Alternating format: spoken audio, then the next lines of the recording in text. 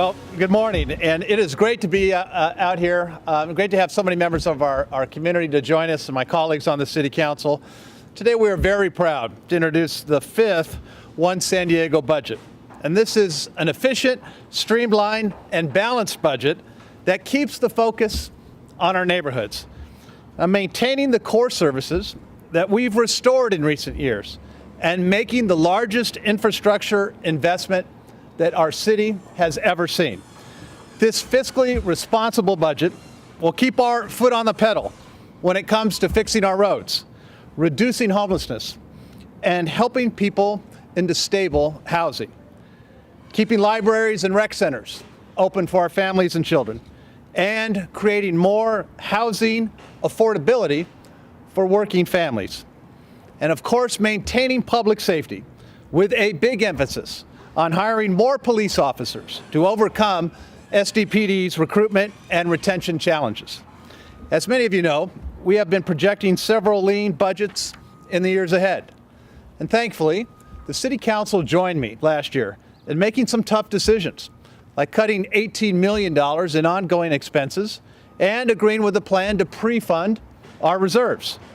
Prudent decisions that are still saving us money and set us up for a better budget this year. And coupled with my call for department directors to hold the line on spending, the result is a fiscally responsible budget that we can all be proud of. And I've prioritized what is most important to San Diegans: neighborhood services, quality of life, public safety, and infrastructure investment. I'm very happy to say that this year, the city will surpass $500 million in infrastructure funding for the first time in San Diego history. $553 million to be exact, and that is more than triple the infrastructure funding since I took office in 2014. We're talking about new sewer and water lines, street repair, park improvements, more bike lanes, sidewalks, and many more neighborhood upgrades throughout the entire city. Upgrades like the new Mission Hills Hillcrest Library that is being built right behind us. This is a symbol for what we can accomplish when we put our neighborhoods first. We prioritize construction funding, the Hammer agrees with me, over the last several years, and I'm happy to say that it is on track, this beautiful building, to open next year. It's just one example.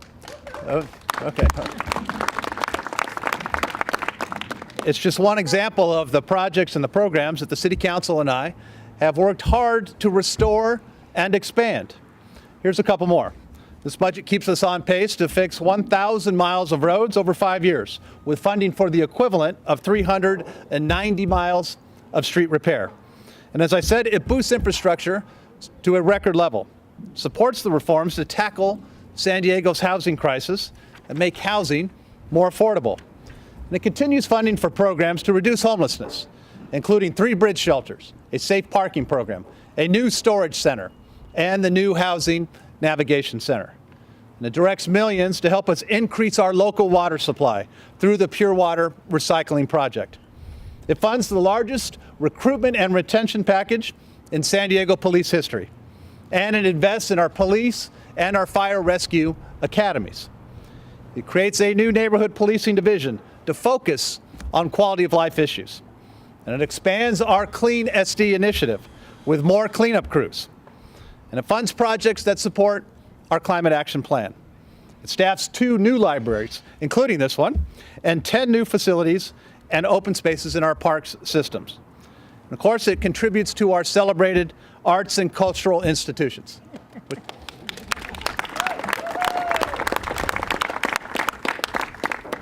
It plans for the future by fully funding reserve policy targets, and it replenishes the pension payment stabilization reserve. And it keeps hours at recreation centers and libraries at their highest level in a decade. San Diego's economy remains strong, so we're continuing to see modest revenue growth in sales tax, property tax, and tourism tax revenue to fund these very important city services. But balancing this budget wasn't easy. It never is. So I implemented strategic reductions across city departments to find efficiencies as we continue to pay down the pension bill left over from the mistakes of the past. We took a scalpel approach, one that was critical in easing the stress on city finances and balancing the budget. Our city is better equipped than ever before to clear any financial hurdles that may be placed in front of us. And we've been forced to do some belt tightening. But the bottom line is that the core services San Diegans rely on won't be affected. And so I want to take a moment to say that while we are moving in the right direction, we still have a long way to go because of the decades of neglect by past city leaders. So take our streets, which were ignored for so long and degraded to conditions that were so bad that we are still making up for lost time. And there's homeless solutions, which are seeing increased dollars in this budget, but have to compete with other priorities in our limited day-to-day operating fund. This budget ensures that we continue to make progress on road repair and reducing homelessness. But as I said before, we have a long way to go to finish the job. And I'm looking forward to voters having the chance to vote on a plan this November, a plan to finally give San Diego the dedicated local funds we need to finish the job on road repair and to help solve our homeless crisis. In conclusion, this budget makes strategic reductions and strategic additions to keep City Hall's focus on our communities and our neighborhoods across the entire city. We are still investing in making that investment. We are still fixing streets at a record pace. And we're still investing in more infrastructure than we ever have before. And we're making good on our promise to make neighborhoods a priority. I want to thank all of our city employees for their continued commitment to providing outstanding service every single day. Budgets are never easy, and I appreciate the contributions of every single city employee. And I also want to give a shout out to our fantastic financial management team.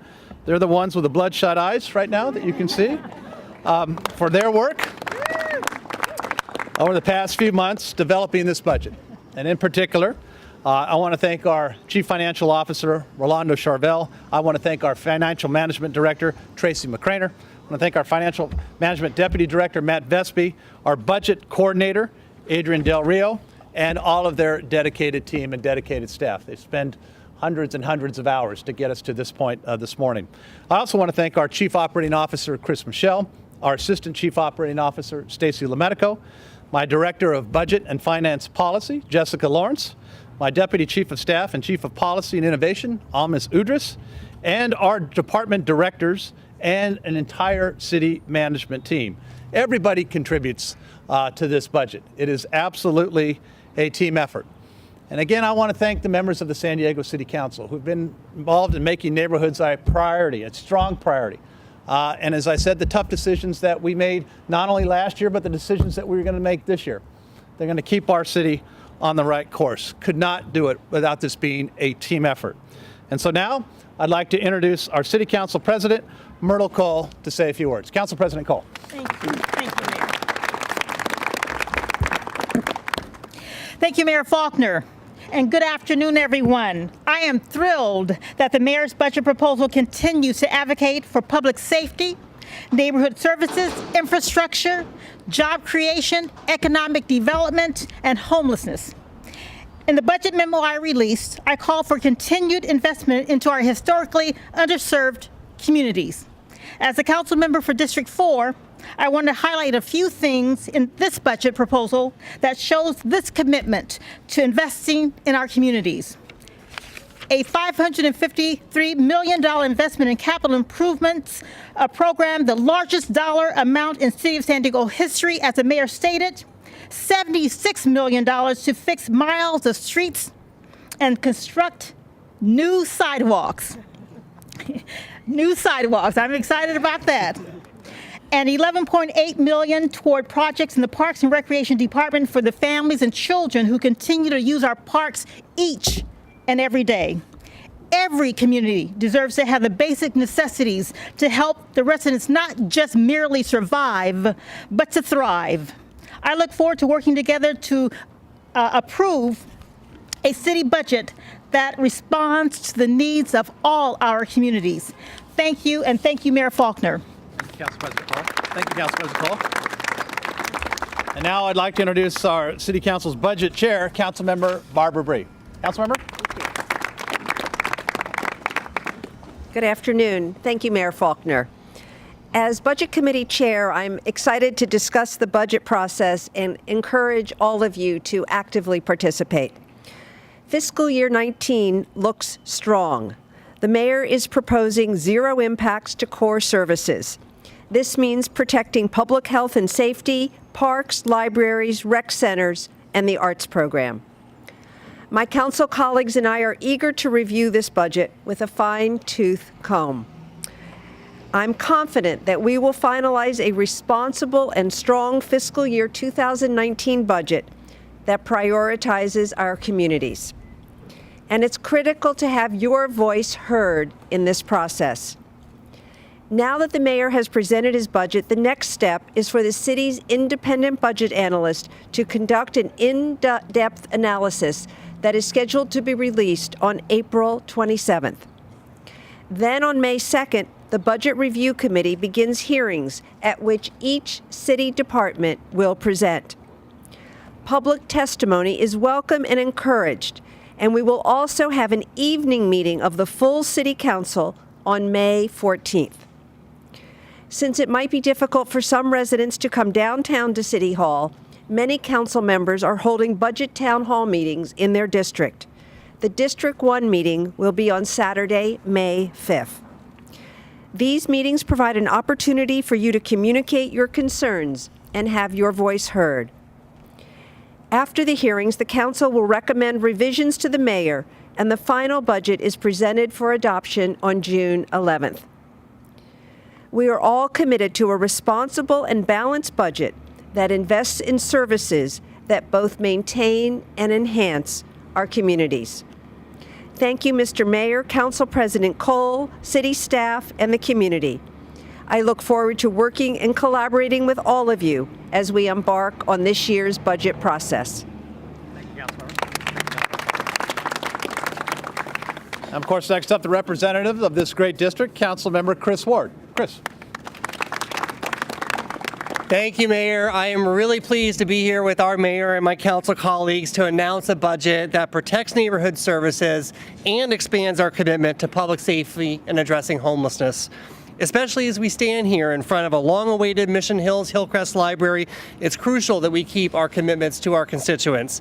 Since I took office, I've been at the forefront of trying to provide solutions to homelessness, and I'm so grateful for the investments and the strategic decisions that we've had to make over the last year, helping individuals have access to safe and sanitary facilities while pursuing additional permanent housing with investments in safe camping and safe parking, temporary shelter structures, increased storage options, a centralized navigation center coming online this year. It's been a very productive year, and we have a ways to go.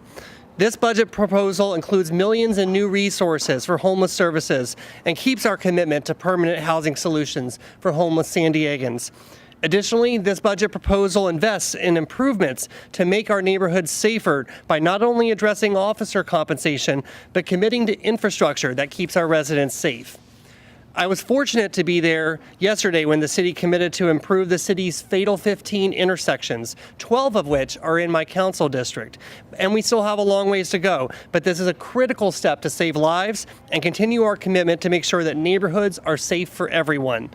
These improvements will get us closer to our Vision Zero goals of eliminating traffic fatalities by 2025 and ensuring that the tragic loss of life at these intersections are never normalized.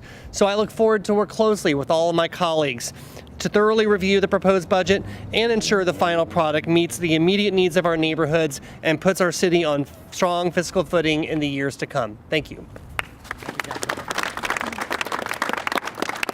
Thank you, Councilmember. Now I'd like to invite Councilmember Lori Zapf to say a few words. Thank you. Thank you. Wow, what a different day than when we were announcing budgets back in, and the mayor remembers this, back in 2009, 10, 11. It was more like angry mobs because we were having, unfortunately, budget cuts.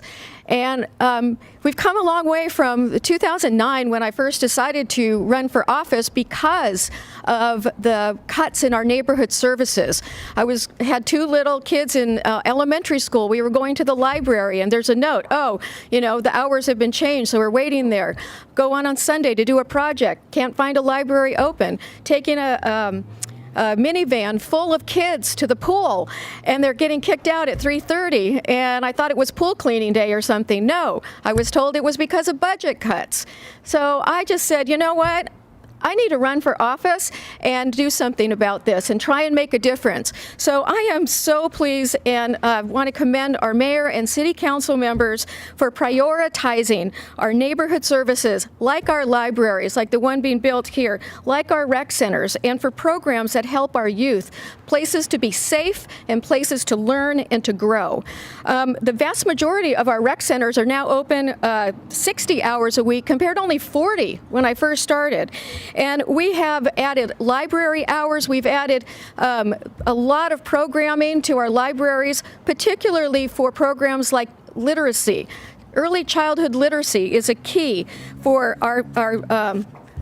our students and our kids being successful in life. So I just want to thank the library department for all that they do as well. And also pleased that we have increased library hours by another 17%, including those very critical weekend and evening hours when working parents can be there with their kids. So thank you, Mayor Faulconer. This is awesome. This is a great budget. So I just want to thank everyone who worked on this, and never want to go back to those other days. Thank you. Thank you, Laura. Thank you, Laura.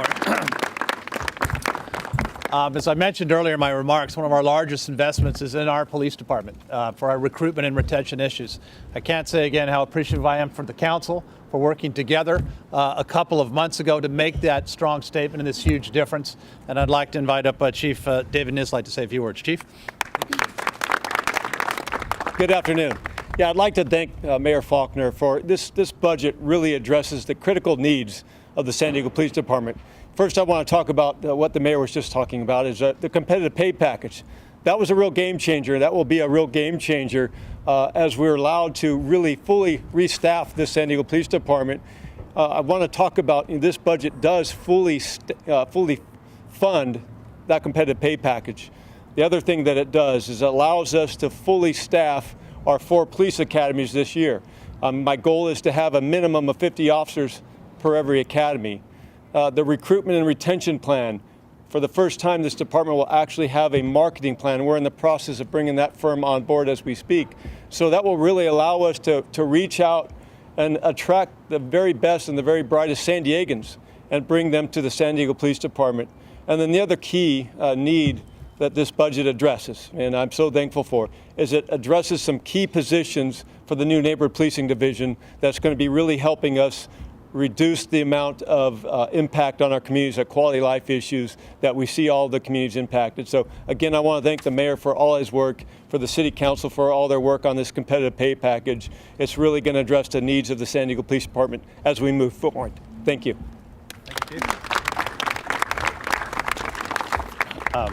Thank you, Chief. And last but certainly not least is Joyce Gaddis, who's a leader in our arts and culture community.